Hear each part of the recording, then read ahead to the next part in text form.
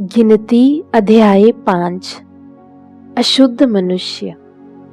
फिर यहोवा ने मूसा से कहा, इस्राएलियों को आज्ञा दे कि वे सब कोढ़ियों को और जितनों के परमेह हो और जितने लोथ के कारण अशुद्ध हों, उन सबों को छावनी से बाहर निकाल दें। ऐसों को चाहे पुरुष हो चाहे स्त्री, छावनी से निकाल कर बाहर कर दें। कहीं ऐसा न हो कि तुम्हारी छावनी जिसके बीच मैं निवास करता हूँ उनके कारण अशुद्ध हो जाए। और इस्राएलियों ने वैसा ही किया, अर्थात ऐसे लोगों को छावनी से निकालकर बाहर कर दिया। जैसा कि यहोवा ने मूसा से कहा था, इस्राएलियों ने वैसा ही किया। क्षतिपूर्ति का नियम।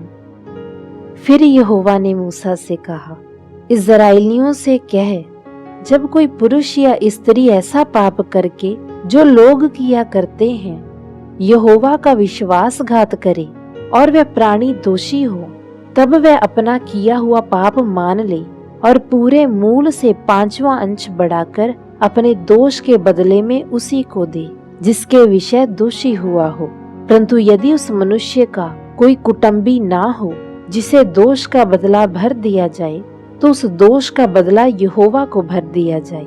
वह याजक का हो और वह उस प्रायश्चित वाले मेढ़े से अधिक हो जिससे उसके लिए प्रायश्चित किया जाए।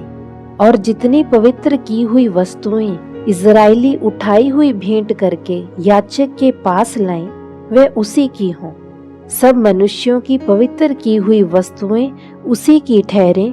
कोई जो कुछ याजक को दे वह उसका ठहरे। व्यभिचार की जांच। फिर यहोवा ने मूसा से कहा, इस्राएलियों से कह, यदि किसी मनुष्य की स्त्री कुचाल चलकर उसका विश्वासघात करे और कोई पुरुष उसके साथ कुकर्म करे, परंतु यह बात उसके पति से छिपी हो और खुली ना हो और वह अशुद्ध हो गई हो, परंतु ना तो उसके विरुद्ध कोई साक्षी हो और ना वह कुकर्म करते पकड़ी गई हो, और उसके पति के मन में जलन उत्पन्न हो, अर्थात वह अपनी स्त्री पर जलने लगे और वह अशुद्ध हुई हो, या उसके मन में जलन उत्पन्न हो, अर्थात वह अपनी स्त्री पर जलने लगे परंतु वह अशुद्ध ना हुई हो, तो वह पुरुष अपनी स्त्री को याजक के पास ले जाए और उसके लिए एपा का 10वां अंश जव का मैदा चढ़ावा करके ले आए, परंतु उस पर तेल न डाले, ना लोबान रखे, क्योंकि वह जलन वाला और स्मरण दिलाने वाला अर्थात अधर्म का स्मरण कराने वाला अनबली होगा। तब याजक उस स्त्री को समीप ले जाकर यहोवा के सामने खड़ी करे, और याजक मिट्टी के पात्र में पवित्र जल ले और निवास स्थान की भूमि पर की धूल में से कुछ लेकर उस जल में डाल दे। तब याजक उस स्त्री को यहोवा के सामने खड़ी करके उसके सिर के बाल बिखराए और स्मरण दिलाने वाले अनबली को जो जलन वाला है उसके हाथों पर धर दे, और अपने हाथ में याजक कड़वा जल लिए रहे जो शाप लगाने का कारण होगा।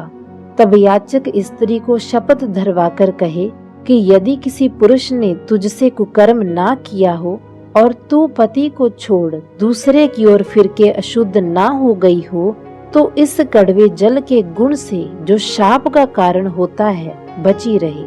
पर यदि तू अपने पति को छोड़ दूसरे की ओर फिर के अशुद्ध हुई हो और तेरे पति को छोड़ किसी दूसरे पुरुष ने तुझसे प्रसंग किया हो, तब याजक उसे शाप देने वाली शपथ धराकर कहे, यहोवा तेरी जांग सड़ाए और तेरा पेट फुलाए और लोग तेरा नाम लेकर शाप और धिक्कार दिया करें। अर्थात वह जल जो शाप का कारण होता है तेरी अंतड़ियों में जाकर तेरे पेट को फुलाए और तेरी जांग को सड़ा दे। तब वह स्त्री कहे, आमीन आमीन। तब याजक शाप के ये शब्द पुस्तक में लिखकर उसे कड़वे जल में मिटाए। उस स्त्री को वह कड़वा जल पिलाए जो शाप का कारण होता है, और वह जल जो शाप का कारण होगा उस स्त्री के पेट में जाकर कड़वा हो जाएगा। और याजक स्त्री के हाथ में से जलने वाले अनबली को लेकर यहोवा के आगे हिलाकर वेदी के समीप पहुंचाए, और याजक उस अनबली में से उसका स्मरण दिलाने वाला भाग अर्थात मुट्ठी भर लेकर वेदी पर जलाए और उसके बाद स्त्री को वह जल पिलाए। और जब वह जल पिला चुके, तब यदि वह अशुद्ध हुई हो और अपने पति का विश्वासघात किया हो, तो वह जल जो शाप का कारण होता है उस स्त्री के पेट में जाकर कड़वा हो जाएगा और उसका पेट फूलेगा और उसकी जांघ सड़ जाएगी और उस स्त्री का नाम उसके लोगों के बीच श्रापित होगा। पर यदि वह स्त्री अशुद्ध ना हुई हो और शुद्ध ही हो, तो वह निर्दोष ठहरेगी और गर्भिणी हो सकेगी। जलन की व्यवस्था यही है, चाहे कोई स्त्री अपने पति को छोड़ दूसरे की ओर फिर के अशुद्ध हो, चाहे पुरुष के मन में जलन उत्पन्न हो और वह अपनी स्त्री पर जलने लगे, तो वह उसको यहोवा के सम्मुख खड़ी कर दे और याजक उस पर ये सारी व्यवस्था पूरी करे। तब पुरुष अधर्म से बचा रहेगा और स्त्री अपने अधर्म का बोझ आप उठाएगी।